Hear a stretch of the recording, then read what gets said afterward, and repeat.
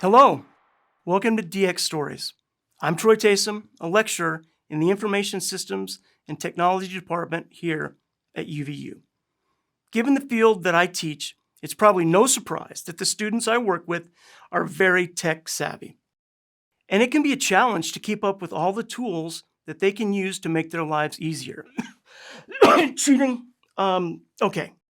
It's not always cheating to use online tools, but you can really get into the weeds trying to moderate it all. In November of 2022, ChatGPT was released for public use. Yeah, that. And there's a fierce debate over the implications of this AI technology, especially in education.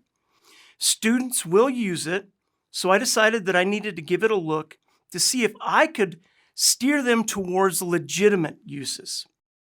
After doing some research and playing around a bit, I found a way to incorporate it that adds some value to my courses.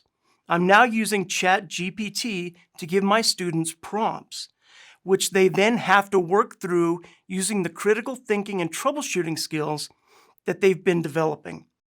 First, I break them up into teams, and then we dive right in to the future. For both good and ill, you'll find that the ChatGPT website is very easy to use. But you'll need to play around with the questions and requests you enter to generate the best results, depending on what you're trying to do. My goal with this entry is to get 2 lists. I'm looking for reasons to migrate a business to the cloud, and for reasons against this.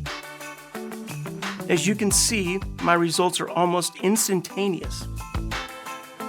Now I can give each team some of the items from the 2 lists. Keep in mind that both lists have true, provable points, as well as ones that are questionable, if not outright false. Now the teams of students must put their skills into practice to back up or debunk these results.